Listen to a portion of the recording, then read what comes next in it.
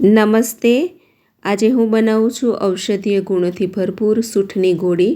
તો એના માટે મેં 1 ચમચી ભરી અને દેશી ઘી લઈ લીધું છે અને એમાં હું દેશી ગોળ એડ કરું છું.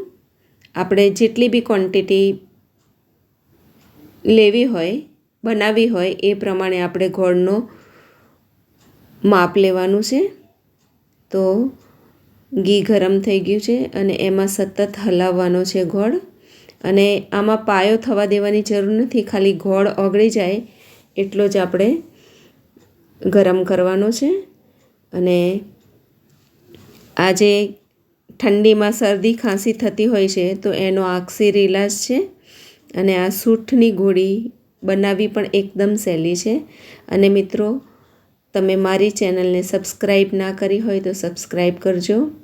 અને મારી રેસીપી સારી લાગે તો રેસીપીને લાઈક, શેર અને કોમેન્ટ કરજો.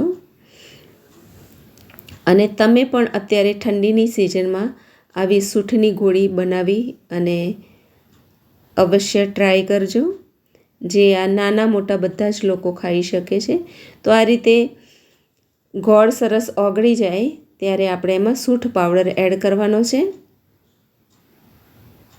અને એને એકદમ સરસ હલાવી લેવાનું છે.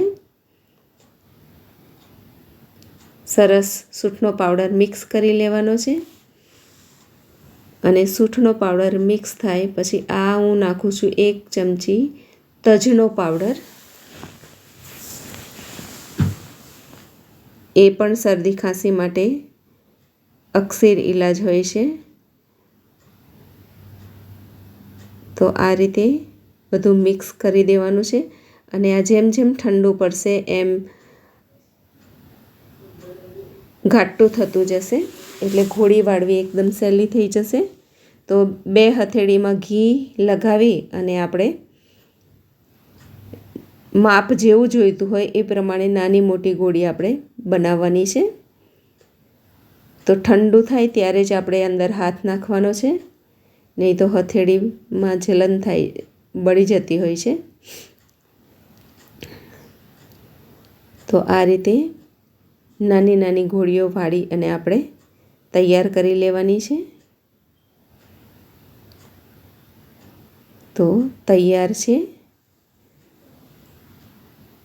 ઔષધીય દવા સૂંઠની ગોળી, યા તો સૂંઠના લાડુળી, સૂંઠના લાડુ પણ કહી શકાય.